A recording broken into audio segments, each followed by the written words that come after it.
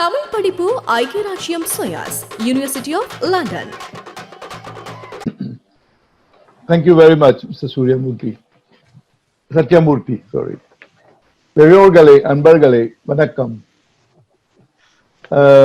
First of all, I would not like to apologize for not being able to speak Tamil. I'll explain to you what was my situation as a child. Born in Mauritius, in those days, Tamil was not taught in our schools. And so, but fortunately, there was an elder person in the village, a pujari we call him, working as priest in the temple, who himself was not educated but had learned Tamil. So he taught us as children Tamil, the alphabet, and also how to write Tamil. So that's how I could still write and read Tamil. But the spoken Tamil has always been difficult because I've not had a chance of being exposed to it. Like all of you present here, where you have Tamil as a spoken language, as a mother tongue, So that's has been my challenge.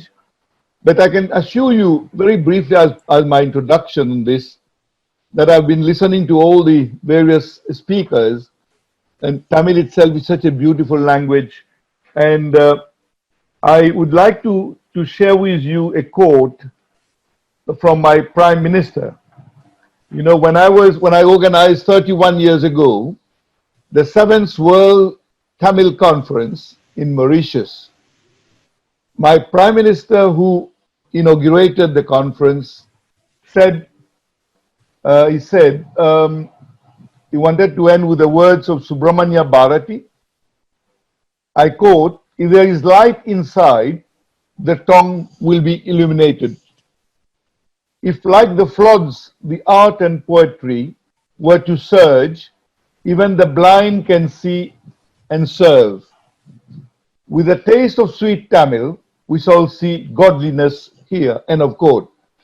I think this is such a beautiful tribute to Tamil language, and so I would like to say that I associate with that. And I have made it a point, once I reached the position of Minister of Education in Mauritius in 1983, it was my duty. I felt it my duty towards Tamil. I'm always very proud of my roots from Tamil Nadu. It was my duty as minister to ensure that Tamil can survive, I must say forever in Mauritius.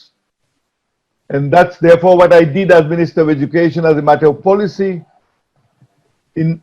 At the time I became Minister of Education in 1983, Tamil was taught in primary, mostly, very limited in secondary, and we have a policy of promoting all languages in Mauritius. So we teach in our schools, apart from English, the medium instruction, French, which is compulsory, some 10 other languages, which each ethnic group will choose which language they can take. It's Hindi, Urdu, Tamil, Telugu, Marathi, Gujarati, Mandarin, Arabic, you name it, So this is the policy of the government. But what I did, and I would like to conclude on this as a matter of policy, which has allowed Tamil to survive in Mauritius and also keep on progressing, the policy has been to extend Tamil, teaching of Tamil language from primary to secondary level schools and also to university level. So this is the thing that we've been able to do, and today nobody will be able to touch that, and we have done it for all languages. That was my duty as Minister of Education, Arts and Culture, to do it for all languages, because we believe that the culture, the roots of culture is the languages. If you kill the languages, you'll kill the culture. So that's how important it was for us. And Tamil, for me, has always been of great significance, great importance. I would therefore like that to say that I must thank Mr. Siva Pillai and the team from London, especially the Tamil Studies UK, for the initiative they've taken to revive the Tamil department at SOAS, University of London. I think it's our duty towards posterity, towards the young generations, while we are still alive. We cannot fail in our duty to revive this old heritage that we had. You know, Tamil was taught as far back as 1916 at the University of London. But unfortunately, at a time when it was supposed to be fully growing and developing in the year 2000, we had to stop the teaching of Tamil and the Department of Tamil at SOAS because of lack of funds. The funds were cut at that critical moment. I would have thought, like all of you, that in the year 2000, which was a landmark, and Tamil having existed more than 5,000 years ago, you know, with long life, and also with the statue of Valluvar at the SOAS University of London being there.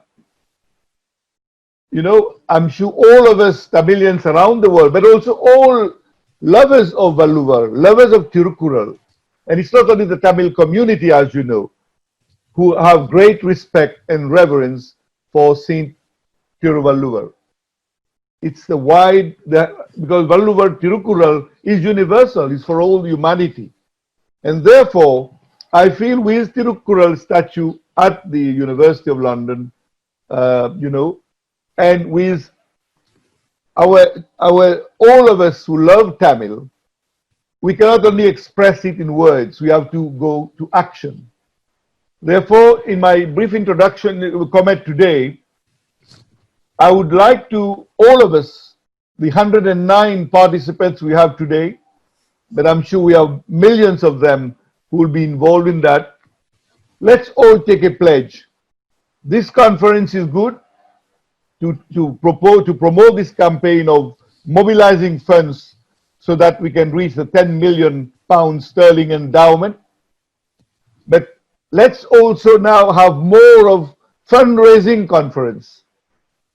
Let's invite those who can contribute, get them to pledge like what they do, you know, for big events, what they do for big charity cause, telethon or whatever, you know, where people can come and pledge. I think we can invite the Tamil community globally, but all other lovers of Tamil, of Tirukkural, get them to join in making their contribution.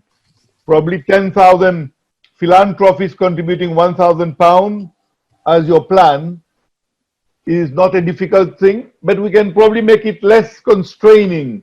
Those who want to give £100, those who want to give £10, whatever, they can always, all of them should contribute, because the idea is each one of us, for the love of Tamil, we have to bring our contribution.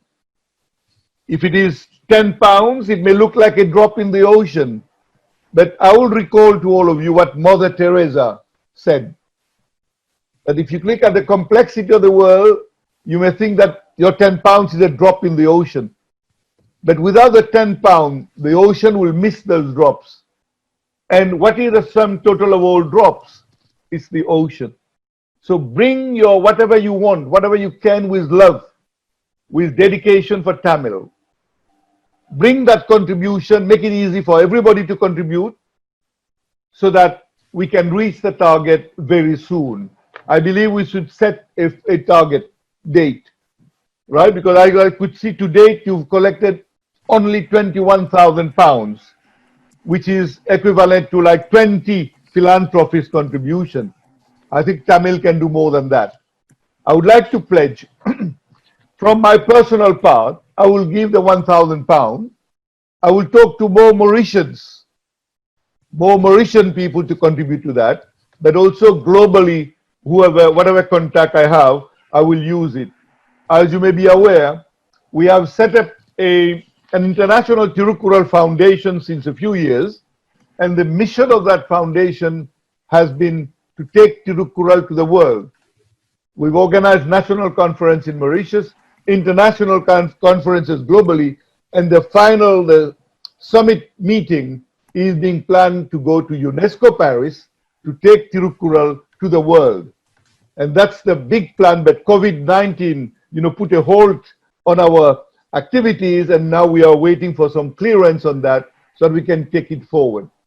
So I would like to say that it's our duty for Tamil, our duty for our children and the future generations, that we do something concrete as from now, as from today, each one of us. Whatever be our means, each one of us should contribute, and let's read that. And then I think the UK, the Tamil Studies UK, I think we need to have a profound reflection on how do we promote Tamil language at SOAS. We should look at different model of that, because different model where you can really extend it to the whole world. And here I think with the experience of COVID-19, higher education globally, as you know, is going online. So we need to have a robust learning platform, right? That will be the way forward.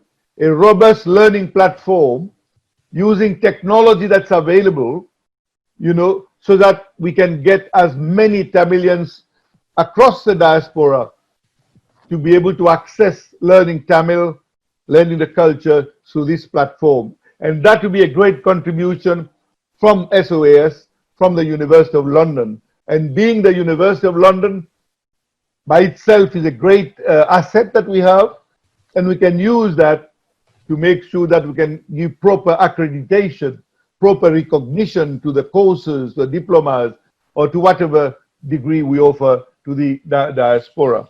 I would like to also say that it's important for us. I think I'm talking to you especially in the context of the very important concern that was expressed at the 7th World Tamil Conference in Mauritius in 1989, where I made in my speech, I made a statement to the effect that the Tamil community has made its mark in the economic field while maintaining always an emphasis on Aram, ethics, and on religious devotion. We all know that one thing on which we strive, we are excelled tremendously, the Tamil community, wherever they have been. In fact, wherever they have gone, their first task has been to build a temple. And they have taken seriously the injunction of Poetess Avvayar, who said, "Koyilulada uril kudiyirukka vendam," thou shalt not live in a village without a temple. In a small Mauritius, with less than 100,000 Tamilian, we have more than 150 temples. And all the temples have been built along Dravidian architecture. You could see how the Tamilian will put a lot of money, a lot of efforts in building temples. That's very good. But if we don't have the language, if the language doesn't survive, then we lose our roots, we lose our culture. And very few Tamilians now are coming to the temples also. So you see, therefore, it's the need for us to invest in the teaching and the promotion of Tamil language, and that will help the culture, that will help the religion, and so on. So therefore, my appeal to all of us is that, and we know this is the situation currently, as you know, especially in the diaspora. I can tell you I'm saying it with humility, the Mauritius policy with regards to promoting all languages is a unique one, because we promote the teaching of all those languages where Tamil is in schools right from primary to university, and it is free, in these institutions. And this is by legislation. So it will survive, and this is something which I think should be done through SOAS, this initiative. We should ensure that the teaching of Tamil can be done globally for the diaspora, but for all the lovers of Tamil. And this model we'll have to discuss further, because as we all know, there's a big risk that Tamil language, like all ancestral languages, is coming increasingly under pressure, and where the umbilical links with the mother country have been severed. In situations of communication, people opt for facility, and this inevitably reduces the domains in which the ancestral language is being used. This is the current situation of the Tamil diaspora across the globe. but also of Indian diaspora for other languages. So therefore, I think it's time for us to take conscience of this and make radical changes and also take strong resolution. You know, in Mauritius, I will just conclude with that comment. In Mauritius, when we held the conference, we had a beautiful exhibition of Tamil settlement in Mauritius, where you could see the currency notes of Mauritius has Tamil inscription, and it is first English, second Tamil, third Hindi. So you could see what importance was given to Tamil as far back in Mauritius. And newspapers at the Tamil section. Many plants were given the name of in Tamil. And Tamil was important in those days for communication as well. But the importance of ancestral languages for communication has declined considerably. Therefore, how do we deal with such a situation? How do we facilitate the retention of language and culture in such modernizing contexts? I would suggest that we ponder seriously on this problem. And I believe that we need to address the issue of the Indian languages in overseas Indian communities. What strategies for survival? So with these words, I would like to conclude my brief comments and introduction by reiterating my full support to this initiative.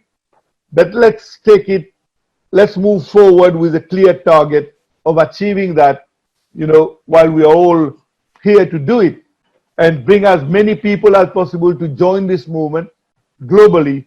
But let's put to them also, let's put to the international community a project on the new revamped Tamil department, in such a way that it can be accessible for all, it can be very dynamic, and could promote Tamil globally. I think that should be the initiative. So I would encourage the next webinar or conference where we can discuss how the new department, the revamped department, will function. That will, I'm sure, attract more people to support the initiative. Well, let me thank all of you once again, Mr. Siva Pillai. You, as an elder person, have been always very, very kind and a good mentor for me, pushing me in the right direction. And to all brothers and sisters who are present at this webinar, you have all my respect. And I am confident that together we can bring our drops in the ocean of humanity, in the ocean of Tamil language, and in the ocean of Tiruvalluvar. Thank you. Thank you, Mr. Aroomugam Parusraman. Thank you for your encouraging speech and supporting Tamil. Very good speech. Very good speech. Thanks. Thank you. Yeah, I'm very pleased. And you are supporting to our community around the world, and really appreciate it.